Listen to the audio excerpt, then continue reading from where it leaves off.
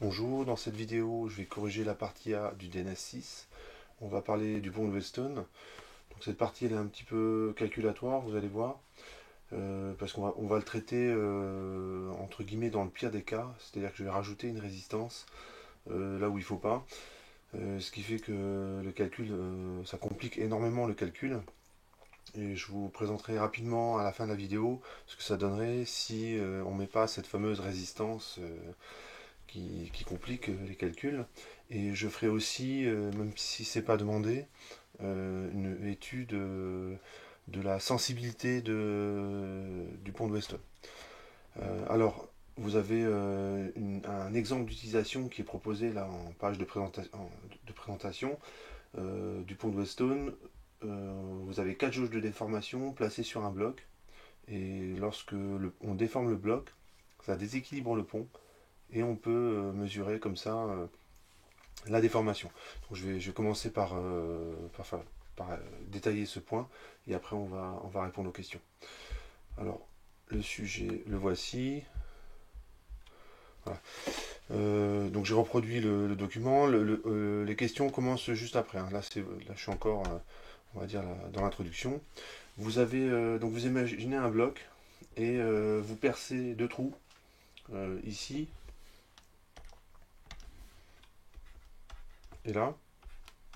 Et vous faites une rainure. Et l'idée, c'est lorsque vous allez déformer le bloc, donc comment on déforme ce bloc, on va imposer une contrainte. Donc par exemple, on va tirer comme ceci. Et ici, voilà, on maintient le bloc immobile dans cette partie-là. Et on appuie, par exemple, vers le haut. On pousse vers le haut. Et le bloc se déforme. Et du fait d'avoir percé deux trous ici et la rainure, les déformations vont se concentrer en A, B, C, D. Évidemment, c'est là que vous allez mettre vos jauges de déformation. Une jauge de déformation, on le devine. Ici, on peut zoomer un petit peu. C'est simplement un fil électrique, hein, qu'on imprime sur une plaque souple. Et lorsque vous déformez, lorsque vous contraignez ce fil électrique, que vous l'allongez un petit peu, et ben sa résistance change. Sa résistance change un petit peu. Et, euh, et du coup, lorsque vous modifiez les résistances, ça c'est l'objet de la partie, on va le voir ultérieurement, ça va déséquilibrer le pont et VS devient non nul. Alors comment on les place, ces jauges? La jauge qui est ici, elle va être comprimée. Donc je la dessine en jaune. Et celle-là aussi. Celle qui est de l'autre côté. En effet, lorsque la courbure de la surface, elle est concave, et ben ça contraint, ça comprime la jauge de déformation. Alors la compression, elle est vraiment minime, mais elle est suffisante pour être mesurée. Et inversement, lorsque je suis de l'autre côté, cette jauge de déformation, elle est étirée. Celle-là aussi. Ce qui fait que si cette résistance, disons qu'elle augmente lorsque je comprime, celle-là augmente, et inversement, celle-là diminue. Alors peut-être que c'est l'inverse, peu importe, c'est pas le problème. Ça va déséquilibrer le pont. En effet, hein, lorsque celle-là, j'avais dit quoi, diminue, je crois, pour A et D, hein, et puis pour B et C, on a la variation inverse, et ben le pont, en fait, on va faire les calculs dans un instant, mais croyez-moi sur parole, il se déséquilibre et VS devient non nul. Et si vous avez une déformation pas trop forte, pas trop importante, donc là je l'ai rédigé, donc alors je devrais dire pas déformation mais une contrainte. Je pense que c'est un terme qui est plus approprié. Modéré, ça veut dire que vous déformez élastiquement ce bloc, hein, il ne s'agit pas de le déformer de manière irréversible, hein, il ne s'agit pas d'une déformation plastique, donc vous appuyez un petit peu sur le bloc. Donc quand vous relâchez la contrainte, normalement le bloc doit revenir dans sa position initiale. Et bien dans ce cas, si vous avez bien placé les jauges de déformation, VS est proportionnel à la contrainte. Si vous voulez trouver ce genre de dispositif, vous pouvez tenter votre chance sur sur une balance de cuisine. Vous avez voilà, qui marche plus, ou vous en sacrifiez une. Voilà, et lorsque vous la démontez, vous pouvez trouver ce genre de système qui permet justement de peser les aliments. Voilà, on va commencer la résolution. Donc là, cette fois-ci, on passe, on répond aux questions. Donc c'est un sujet de concours. Hein, donc ça a vraiment été posé ce truc-là. Et vous allez voir que les calculs sont quand même pas évidents. Et la raison, enfin le fautif, il est là. C'est la résistance petit r qu'on rajoute ici, qui, on va dire, joue les troubles faits. Et à cause de cette résistance, les calculs ils vont être beaucoup plus compliqués. Je vous montrerai après ce que ça donnerait si on l'enlève. Voilà. Donc je vais utiliser la... Alors ce qu'on vous demande, c'est de déterminer l'intensité I qui traverse le microampèremètre. Donc ce que je vais faire moi dans un premier temps, c'est calculer la tension que je vais appeler U, qui est ici. Et en divisant par petit r, j'aurai l'intensité I qui traverse cette branche. Le microampèremètre est un microampèremètre idéal, donc je vais pouvoir le remplacer par un fil, et donc il va rester dans cette branche la résistance petit r. En fait, cette association, une résistance et un microampèremètre idéal, modélise un microampèremètre réel, hein, parce que il a toujours, ce genre de composant a toujours une petite résistance, toute petite mais quand même non nulle, pour pouvoir fonctionner. Donc le montage, en fait, on peut remplacer le microampèremètre par un fil, donc c'est ce que je ferai dans la suite. Hein. Je ferai comme s'il n'était pas là. Je vais appliquer la loi des nœuds en termes de potentiel au point B et au point D, et puis après on va faire les calculs. Donc la loi des nœuds en termes de potentiel, disons, commençons en D. Loi des nœuds en termes de potentiel. Voilà, donc, et pour faire les calculs, j'ai besoin de poser une masse quelque part, je la mets ici. Comme ça, V de C, ça vaut 0. Donc je me place au point D et je fais V de D moins V de C sur R1 plus V de D moins V de A sur X plus, donc je fais cette branche maintenant, V de D moins V de B. Donc je fais comme si le microampèremètre n'était pas là, sur petit r. Et tout ça, ça fait 0. Hein, je vous rappelle très rapidement, hein, la loi des nœuds en termes de potentiel, c'est ça, j'ai sommé des intensités en fait, au niveau de ce nœud. Et lorsque je somme toutes les intensités, avec la bonne convention d'orientation, ça fait 0. Je fais la même chose au point B. Donc ça donne V de B moins V de C sur R2 plus V de B moins V de A sur RV. Donc ce que j'ai fait jusqu'à présent, c'est V de B moins V de C sur R2. Je reviens au centre, V de B moins V de A sur RV, puis la dernière branche, V de B moins V de D sur petit r.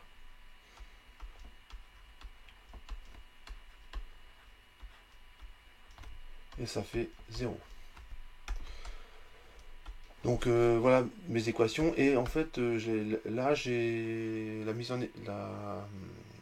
à partir de maintenant, ça va être des calculs. C'est-à-dire que en écrivant ceci, j'ai appliqué des lois d'Ohm, loi des nœuds. Là, j'ai pas eu besoin. Bon, vu qu'il n'y a qu'une seule résistance, c'est. Bon, s'il y avait eu plusieurs résistances en série, on aurait même appliqué une loi d'émail. Donc, j'ai pas besoin d'invoquer d'autres lois que ça.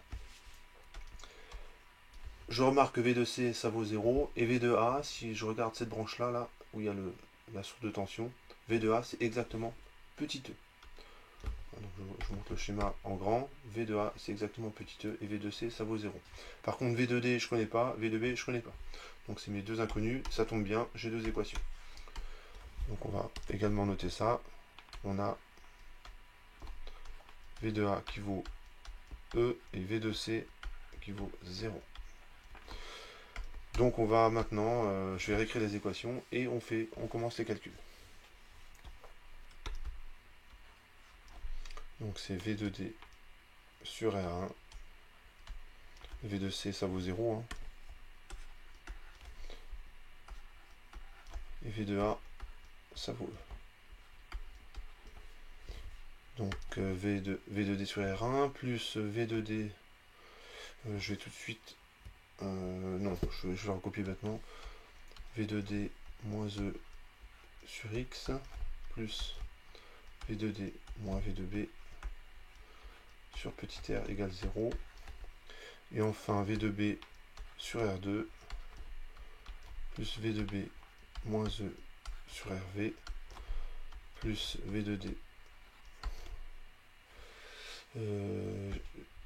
Je pense que là j'ai fait une erreur là, puisque c'est V de B moins V de D. Donc excusez-moi, j'ai fait une erreur ici.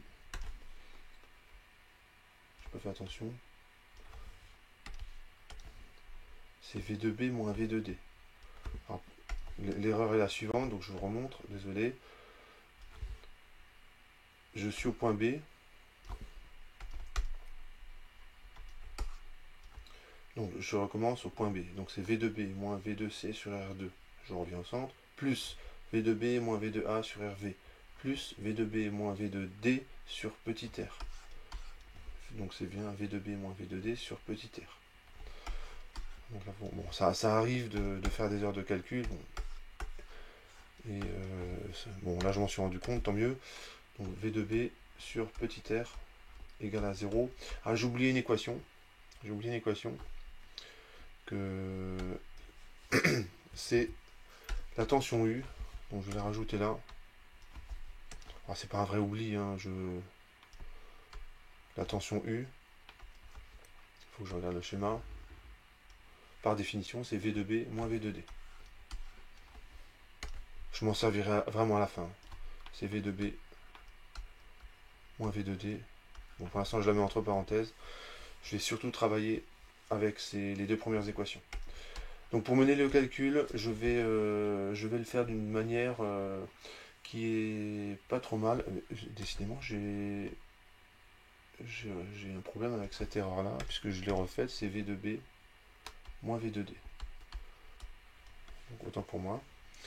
Je vais mener le calcul d'une façon telle ça se fait pas trop mal. Je vous explique le principe. Donc ça, qui est assez simple.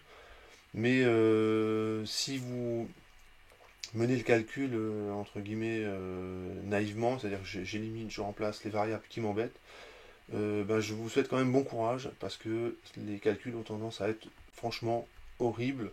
Ça simplifie jamais.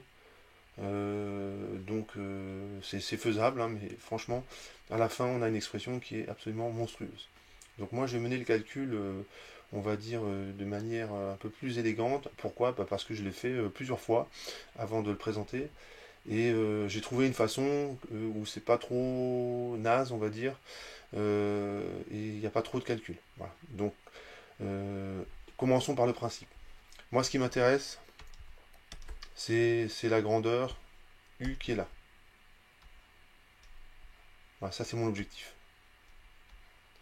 Ce qui m'embête, c'est ce que je vais encadrer, c'est V de B et V de D. Bon, je ne vais pas tous les encadrer, hein, c'est V de D et V de B qui sont là, ça m'embête. Donc ça c'est à éliminer. Et en rouge, c'est ce qu'on cherche. Et pour avoir l'intensité, j'aurai juste à diviser U par petit r pour l'avoir. Donc c'est bien U que je cherche. Ça fait donc 3 inconnus et j'ai 3 équations. Donc tout va bien. 3 inconnus et 3 équations. Donc les 3 inconnus, c'est U, VB, VD, et j'ai 3 équations. Donc, ça va. La méthode est la suivante. Je vais isoler V2D, par exemple, ou V2B, hein, disons qu'allez, commençons par V2D. Donc je vais isoler V2D. Par exemple, avec cette équation, je dis que V2D, c'est V2B moins U. Donc je remplace. Et du coup, je me retrouve avec 2 équations. Et ensuite, j'isole V2B et je remplace dans la première équation. Et quand j'ai fait tout ça, eh ben, j'ai une grosse équation avec U dedans et j'ai plus qu'à isoler U.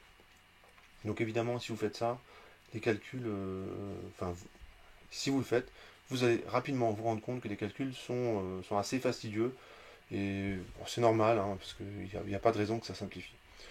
Donc moi, je vais faire exactement la même démarche, mais je vais le faire, on va dire, astucieusement, ce qui fait que les calculs, ça va être mené de manière pas trop mal. Donc à partir de ce moment-là, ce que vous pouvez faire comme un défi, vous arrêtez la vidéo, vous prenez un papier, un stylo, et vous faites le calcul avec votre méthode à vous. Et puis quand vous avez fini, vous pouvez relancer la vidéo et puis regarder comment moi je mène ce calcul. Donc on va recopier ça.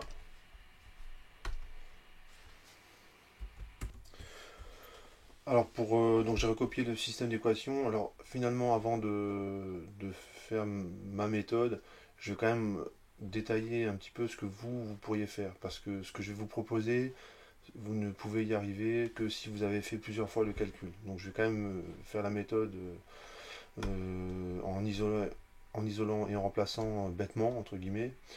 Donc par exemple, bon, je vous laisse lire le texte, hein, à partir de là, si je décide d'isoler et de remplacer VB à partir de la troisième équation, donc VB ça vaut U plus VD, hein. Ici c'est un signe moins, qui est pas de... Ici c'est un signe moins. Vous avez ce système-là qui apparaît.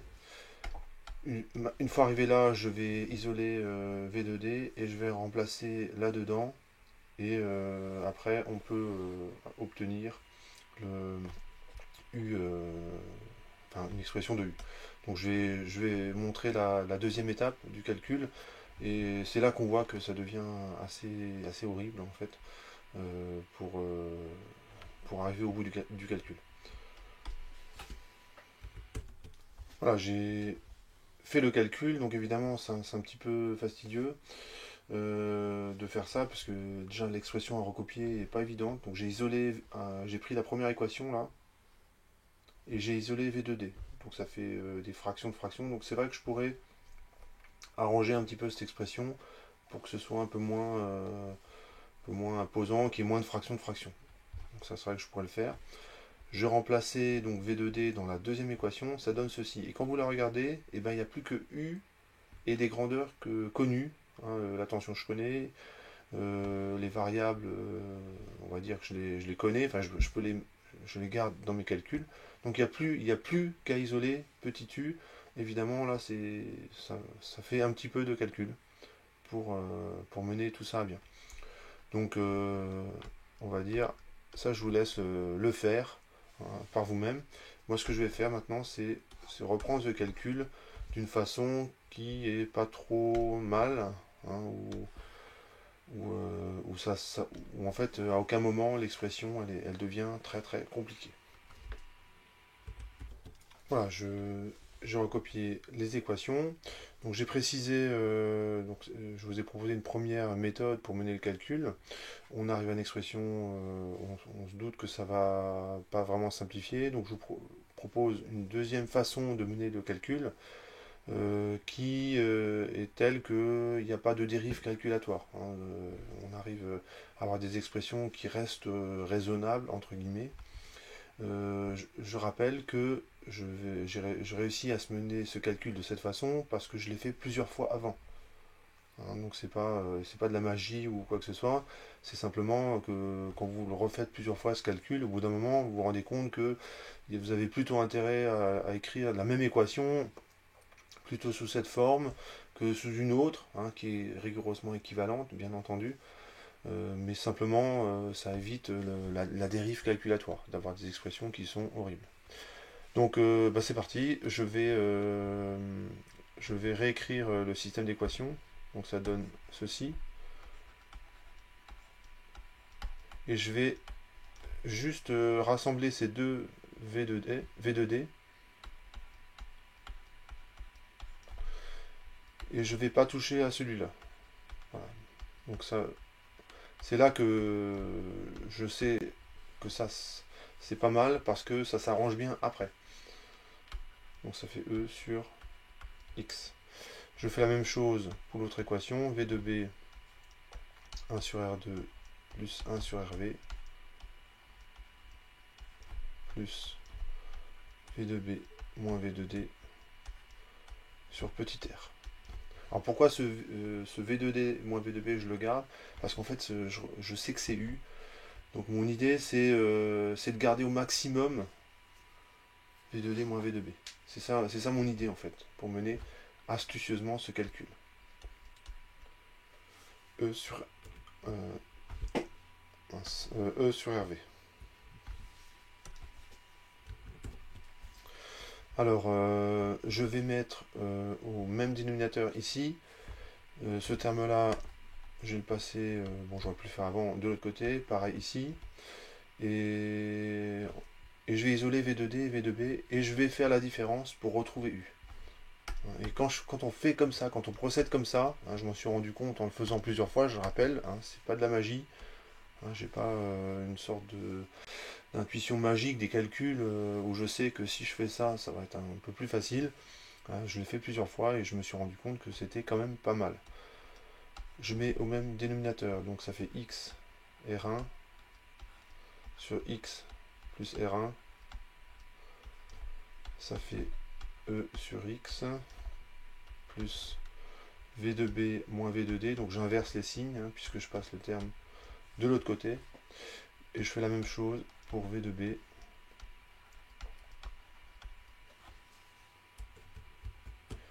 Voilà, j'ai fini d'écrire la deuxième équation. Maintenant, je vais isoler V2D, donc ça va pas être compliqué du tout, et je me rends compte que j'ai fait une erreur de calcul, décidément. Voilà, autant pour moi, j'ai fait une erreur vraiment bête. Ça, c'est typique de... Quand on connaît bien un calcul, en fait, on finit par connaître par cœur certains éléments du calcul, et bref, on finit par écrire n'importe quoi.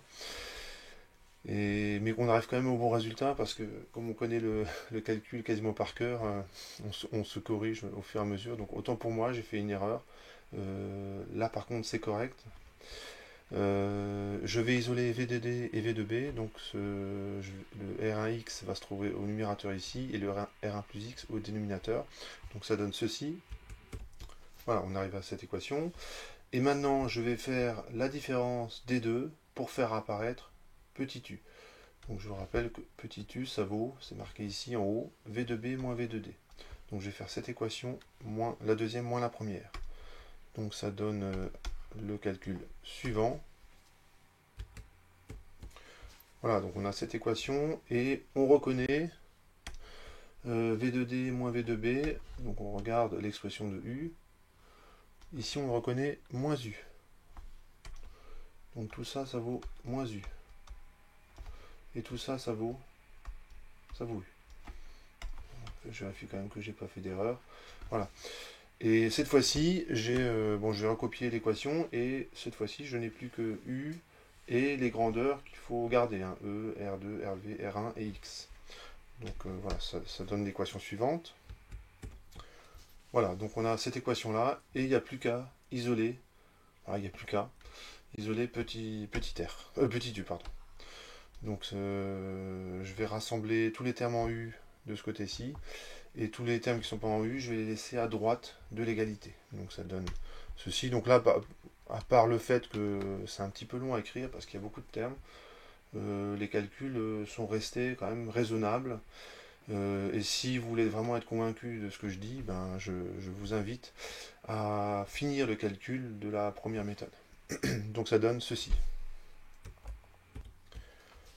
Voilà, j'ai cette équation-là.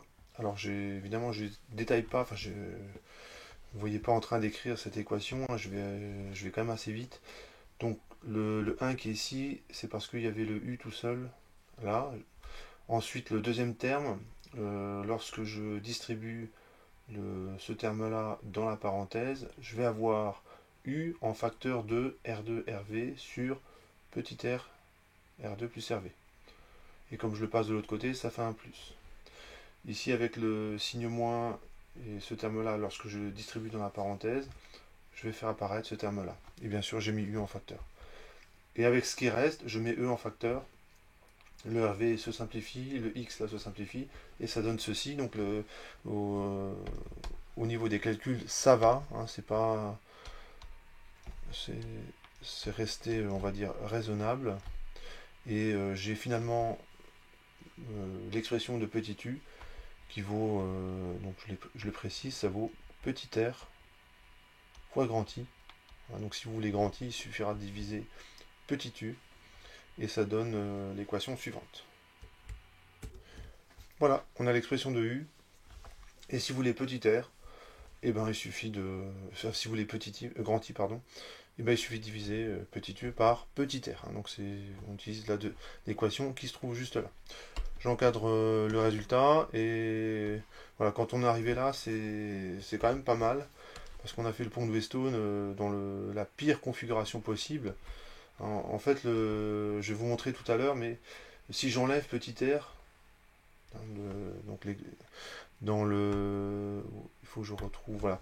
Si j'enlève petit r, voilà, cette résistance-là, si je l'enlève, en fait, ce que je me rends compte que la partie supérieure et la partie inférieure ici, elles deviennent indépendantes et les calculs deviennent très très simples. En 2-3 lignes, on a le résultat.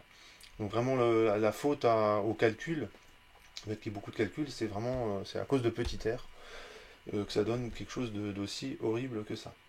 D'ailleurs, si vous prenez petit r qui tend vers l'infini, en fait le dénominateur il tend vers 1. Et finalement, on arrive à une équation très simple. Donc normalement, j'ai répondu à la première question. Je vérifie. Déterminer dans le langage FEM l'intensité I traversant le micron à paramètre. Donc voilà, c'est fait. Donc le résultat, il est là. On passe à la deuxième question. Donner la condition sur R1 pour laquelle le courant s'annule. Et on dit que dans ce cas-là, le pont est équilibré. Donc ça donne ceci. Donc lorsque le pont est équilibré,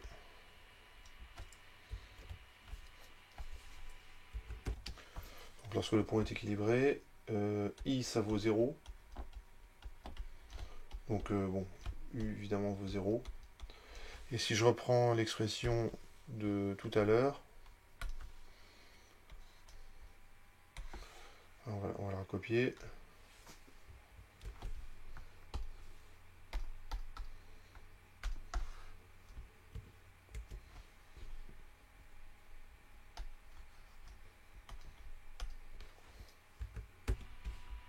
Voilà, donc j'ai recopié l'expression. Donc on reprend l'expression obtenue à la question précédente et je dis que ça vaut 0. Ce qui fait que le seul truc qui peut s'annuler là-dedans, c'est le numérateur. Donc tout ça, ça vaut 0. Et le calcul, il prend 2 secondes. Hein. Donc vous avez R2 sur R2 plus RV qui vaut l'autre terme, R1 sur R1 plus X. Je mets le terme qui est là, je le mets d'autre côté au numérateur. Pareil pour celui-là au numérateur, ça donne ceci. Bon, là, le calcul est là et pour le coup assez simple. Je distribue R2 ici, donc j'ai R2, R1 plus R2X, c'est égal à R1, R2. Donc je vois qu'il y a des termes qui vont se simplifier. Ce terme-là et ce terme-là. Et on arrive au résultat qui est très simple, heureusement.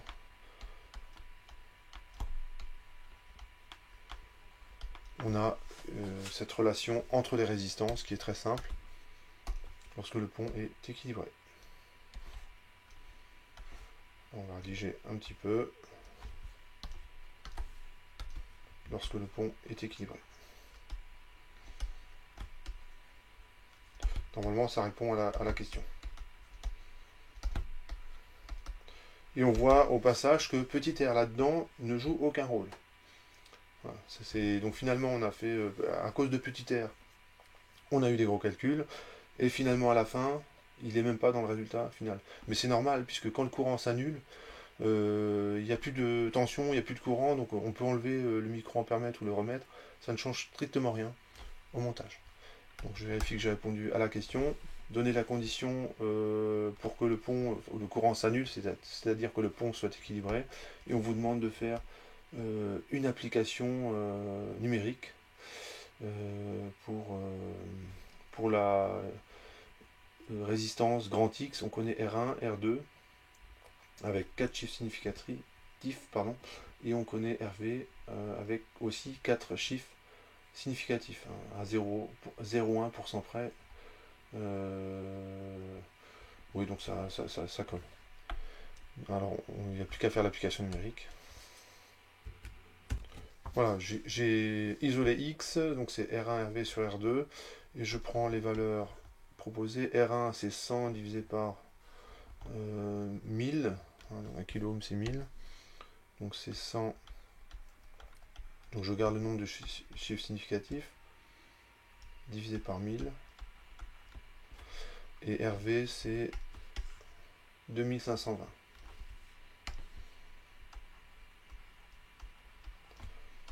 Donc ça donne 252,0 ohms. Vu que les résistances sont données à 0,1% près, et surtout vu que ici, vous voyez, on a 4 chiffres significatifs là, et ici 4 chiffres significatifs là, en fait je garde 4 chiffres significatifs également dans le résultat final. Et la précision du résultat comme ça, très rapidement, si les résistances sont précises à 0,1% près, a priori, X va être aussi déterminé avec cette précision-là, à peu près. Hein, on a l'ordre de grandeur. Si on veut vraiment avoir X très précisément, il faut faire un calcul d'incertitude. Et bon, là, je ne vais pas le faire aujourd'hui, mais on pourrait le faire et on se rendrait compte qu'effectivement, on a aussi à peu près 0,1%. Ce que je vais faire maintenant, c'est pas demander dans l'exercice, donc je vais rajouter, je vais continuer un petit peu, je vais m'intéresser, je vais vous montrer d'abord que on peut faire le pont de Weston beaucoup plus efficacement si on enlève petit r. C'est-à-dire que je simplifie le montage. C'est souvent comme ça qu'il est présenté ce montage, sous sa forme simplifiée, parce que sous sa forme complète, vous avez quand même remarqué dans cette vidéo que les calculs sont quand même pas évidents. Alors que sous la forme simplifiée, ça se fait assez rapidement.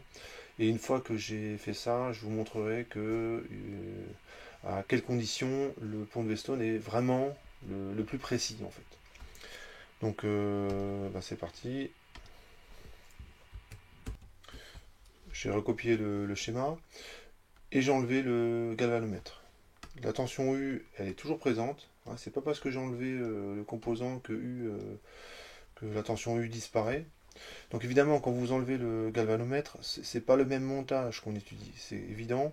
Mais par contre, ce qui va être identique, c'est lorsque le pont est équilibré, lorsque U s'annule, que je mette le galvanomètre ou pas, là par contre, ça ne change rien. Hein, puisque de toute façon, lorsque U s'annule,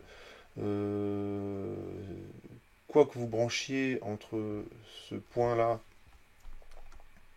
et ce point-là, ben, il ne sera pas alimenté de toute façon. Donc du coup, on peut, dans ce cas, enlever le galvanomètre. Donc c'est pour ça que je me permets de le faire et d'étudier ce montage simplifié, qui ne va pas changer le résultat final. Pour petite information, lorsque vous avez une flèche sur une résistance comme ça veut dire que c'est une résistance variable. En fait, vous tournez une petite molette pour changer cette résistance-là. Donc c'est l'usage, hein. Lorsqu'on met une flèche, ça veut dire qu'elle est variable. Et X dans cet exercice, c'était, on va dire, une résistance dont on cherche à déterminer la valeur. Hein, donc en fait, l'inconnu dans cette affaire, c'est X. Et je vais simplement utiliser le pont diviseur de tension. Hein, donc je peux déterminer cette tension. Je vais l'appeler U2. Et bien U2, ça vaut R2 sur R1 plus R2 fois E. Je peux également déterminer cette tension-là. U1, ça vaut pont diviseur de tension R1 E sur R1 plus X. Et ensuite, je fais une loi des mailles. Hein, dans cette petite maille-là, loi des mailles. Vous avez loi des mailles, je ne l'ai pas bien écrit. C'est U moins U2 plus U1. U moins U2 plus U1, ça fait 0. Lorsque j'ai parcouru l'ensemble de la maille, vous remarquez que je passe dans un endroit où il n'y a pas de câble. Et c'est pas du tout gênant. Donc je répète, je pars d'ici, U moins U2 plus U1, ça fait 0. Donc U, ça vaut, je recopie directement, ça vaut U2 moins U1. Donc vous remarquez la rapidité avec laquelle j'obtiens ce résultat. Et on va vérifier qu'il est correct. Alors, donc c'est R2 sur R1, donc là il faut le photographier ce résultat.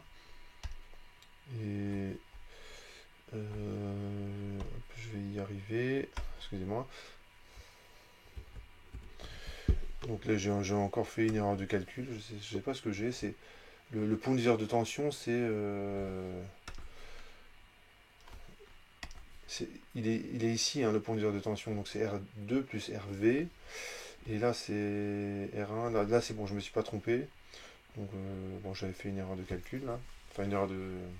J'ai pas regardé mon montage tout simplement. C'est une erreur. Du coup, je corrige également ici. Autant pour moi. Alors, on compare au résultat. Ce que je vais faire, c'est le copier. Et je reviens en arrière. Mince. Là. Collé où le. Voilà, j'y suis arrivé. Donc, ça, c'est le résultat que je viens d'obtenir. Et ça, c'est le résultat que j'avais obtenu précédemment. Et on voit que ça marche. Effectivement, lorsque je prends. Ce qu'on peut faire, c'est faire tendre R vers l'infini. C'est ça, enlever un composant. Hein. Vous faites tendre sa résistance vers l'infini. Ça donne la résistance d'un truc qui est isolant, un bout de bois, n'importe quoi qui ne conduit pas l'électricité. Et ben, quand vous branchez un bout de bois, pardonnez-moi l'expression, mais il ne se passe rien, hein, puisqu'il n'y a pas de courant qui va circuler dans l'isolant. Donc lorsque je fais tendre petit r vers l'infini, ben, je retrouve le bon résultat. Donc tout va bien. Ça me permet de valider ce résultat-là. Ouais, je l'encadre. Et c'est quand même beaucoup plus simple. Alors on pouvait aussi utiliser les lois de Kirchhoff. On posait les intensités, les tensions. On pouvait aussi utiliser la loi des nœuds en termes de potentiel en ce point et en ce point. On y arrivait aussi assez rapidement. Maintenant, je vais faire, c'était pas non plus demandé, mais je vais m'intéresser à la sensibilité de ce pont de Weston. En fait, ce qu'on peut montrer, c'est que le pont est très sensible sous certaines conditions. Hein, et donc on choisit pas en fait n'importe comment les résistances.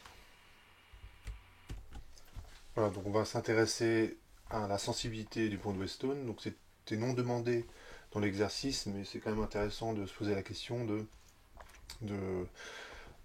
est-ce que cette manip est sensible, donc est-ce qu'on va faire des mesures précises ou pas. Alors je vais considérer le montage simplifié hein, du pont de Weston. Hein, je ne vais pas considérer le montage avec le micro-ampèremètre pour une raison simple, c'est que l'expression du montage simplifié est plus simple. Donc ça, du coup, c'est plus simple au niveau des calculs. Si vous êtes vraiment intéressé par cette question, donc je vais remonter dans ce que j'ai fait là. Vous reprenez cette expression-là et vous pouvez refaire la même démarche que je vais faire maintenant. Donc ça, mais voilà, faut quand même être motivé pour faire ce calcul-là. Donc je préfère prendre l'expression simplifiée. Donc la question c'est, l'objectif de ce montage c'est mesurer x. Donc dans ce montage, l'objectif est de mesurer x.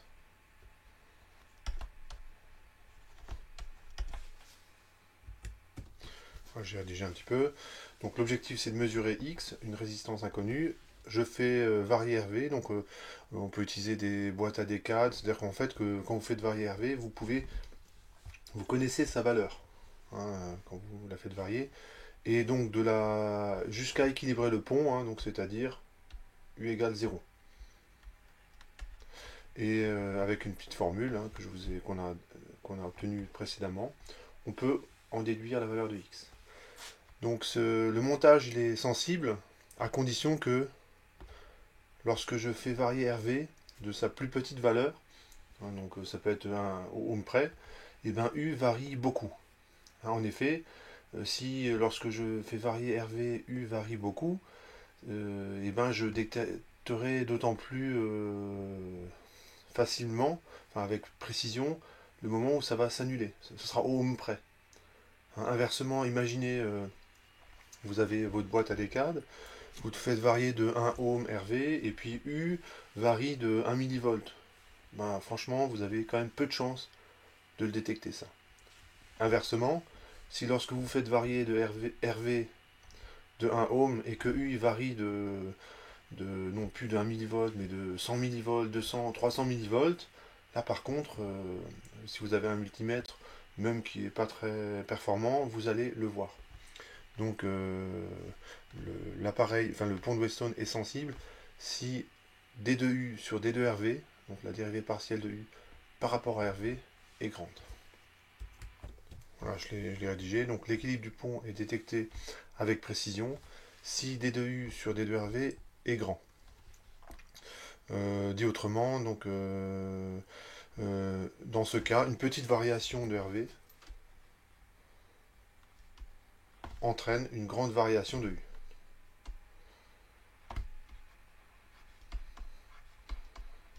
Une petite variation de RV, au ohm près par exemple, entraînera une variation importante de U qui pourra être détectée. Voilà, donc j'ai rédigé. Donc je calcule D2U sur D2RV à partir de l'expression qui est là. Donc ça c'est très simple. Ça donne moins E R2 sur R2 plus RV au carré.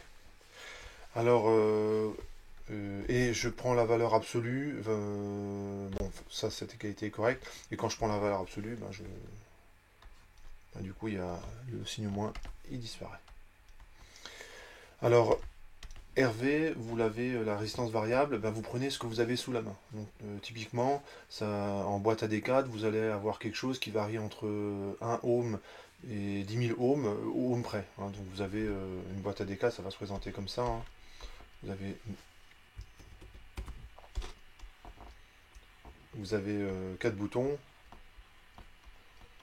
Celui-là, c'est celui de droite, c'est au ohm près.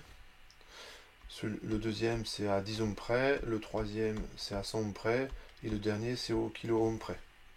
Hein, donc vous avez en fait, bon, je suis désolé pour le dessin, je passe pas beaucoup de temps à le faire. Mais lorsque vous tournez ce bouton-là, d'une unité, vous faites varier de 1 kilo ohm la résistance. Lorsque vous tournez ce bouton-là, vous faites varier la résistance de 100 ohms, 10 ohms, 1 ohm. Et donc vous pouvez obtenir n'importe quelle valeur de résistance entre 1 et 10 000 au ohm près. Donc on va dire que RV, sa valeur typique, ben, ça est donnée par le matériel dont on dispose. Hein, donc je vais simplement réécrire cette équation en tenant compte de cette contrainte. Donc ça va donner ceci. Bon, finalement, j'ai pas besoin de réécrire, je peux rester comme ça va être plus simple. Ce que je voulais faire, c'est faire apparaître le paramètre RV, enfin R2 sur RV. Mais en fait, c'est pas utile, on peut étudier ça directement sans faire cette petite modification. Donc l'objectif, c'est d'avoir ça le plus grand possible. Hein. Le plus grand possible. Pour un RV donné, pour RV donné, hein, ça dépend du labo, du matériel disponible dans le labo. Mais je vous ai donné l'ordre de grandeur, hein, c'est typiquement c'est de l'ordre de quelques milliers de ohms, hein, dépend du matériel utilisé.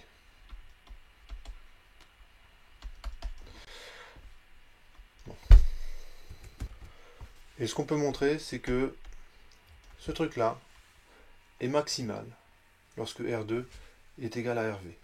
Donc je vais commencer par vous proposer une justification avec les mains. Voilà, donc et après je vais calculer la dérivée et vous montrer que effectivement ça c'est lorsque R2 vaut RV. Donc là je vais tracer D2U sur D2RV en fonction de R2. Donc R2 par contre je vais certainement avoir beaucoup plus de choix. Hein, lorsque vous avez une résistance unique, vous pouvez avoir des résistances qui sont toutes petites, de quelques ohms jusqu'au gigaohm. Hein, il suffit, c'est pas très cher une résistance, hein, si vous n'êtes pas trop regardant sur la précision. Vous pouvez vous procurer des résistances de n'importe quelle valeur. Et pour en faire une résistance de précision, il suffit de la mesurer. Hein, et puis vous marquez dessus exactement sa valeur. Et puis vous avez donc R2. C'est quelque chose que je peux faire varier n'importe comment en fait. Et si je regarde D2U sur D2RV, lorsque R2 est petit, ben en gros, le dénominateur, là, si vous regardez là, si je prends R2 tout petit, ben je peux faire comme si R2 n'était pas là. Hein, on est bien d'accord, lorsque R2 est tout petit, ben va être tout petit devant RV, donc R2 plus RV, ben, ça fait RV, quoi, tout simplement, ou quasiment RV. Du coup, vous avez D2U sur D2RV qui varie, allez, je vais le tracer en vert, ça varie comme une droite en fait. Et lorsque je prends inversement R2 très grand, bah là c'est l'inverse. Hein. Si R2 est très grand, cette fois-ci c'est RV qui est tout petit. Il est tellement petit que je peux le simplifier. Je peux l'enlever parce qu'il est négligeable. Et ce qui fait que je me retrouve avec du ER2 sur R2 carré. Donc c'est quelque chose en fait qui tend vers 0. Ça tend vers 0. Forcément, quand une courbe démarre comme ça et finit comme ça, bon, je pense que vous êtes d'accord que ça fait un truc qui ressemble à ça. Et il y a un maximum quelque part. Et ce que je vais montrer dans un instant, c'est que le maximum, il est exactement lorsque R2 vaut RV. Donc ça, c'est ce que je vais montrer ici. On a le maximum lorsque R2 vaut exactement RV. Donc voilà, donc ce que j'ai fait là, c'était pour vous justifier qu'effectivement, il y a un maximum, c'est-à-dire que R2, on ne prend pas n'importe comment. Et, maintenant, je vais le démontrer par le calcul. Donc là, je vais simplement redériver ce truc-là par rapport à R2. Donc cette grandeur, je l'appelle S, comme allez, sensibilité. Et je vais pouvoir faire le calcul de D2S par rapport à R2. Alors ça donne ceci. Voilà, pour faire le calcul, je le mène comme ceci. Je dis que S, donc ce truc-là, c'est E, donc ça m'embête pas, R2 fois 1 sur R2 plus RV. Le tout au carré. Et ce truc-là, je dis que c'est U. Ce truc-là, je dis que c'est V. Et D2S sur D2R2, bah, c'est U' V plus UV'. Et le E qui est en facteur, bah, je le laisse en facteur. Il ne me dérange pas. Donc le U', ben, V, ça donne E U' V, ça donne ça. Et E UV', ça donne ceci. Hein. Donc on a le ER2. Et puis je dérive ensuite le 1 sur au carré là. Donc ça fait. Donc là j'ai fait une petite erreur. Exposant C3. Je simplifie l'expression. Et puis parce que je vois que je peux mettre E sur R2 plus RV au carré en facteur. Et ça donne ceci. Voilà, donc on a ceci. Et enfin, quand on finit le calcul, ça fait D2S sur D2R2. Ça vaut E sur R2 plus RV. Donc ça c'est en facteur. Le tout au carré. Lorsqu'on met au même dénominateur, donc je vais écrire directement le résultat, je vous laisserai vérifier hein, que c'est ça. Voilà, donc ça donne ceci.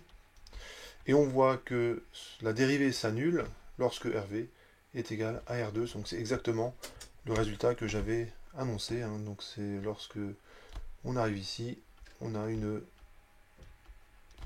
tangente horizontale, hein, puisque la dérivée s'annule. Hein. Donc c'est s'annule en R2 égale RV. Donc s'annule lorsque R2 est égal à RV. Donc là, il faut, quand vous avez ce type de montage, là, ce montage-là qu'on a étudié, et le problème c'est que vous ne connaissez pas X, donc c'est embêtant. Vous ne connaissez pas X, donc vous ne connaissez pas RV, donc le choix de R2, en fait, c'est un petit peu comme ça, quoi. Une bonne façon de faire le montage, enfin, une façon que je trouve plus astucieuse hein, par rapport à cet exercice-là, donc je critique un petit peu l'énoncé. Moi j'aurais plutôt fait comme ça. Donc vous avez la source de tension. J'ai fait le montage. On a toujours U qui est ici. Et plutôt que de mettre R1, R2, ce que moi je ferais, c'est, allez, X je le garde ici.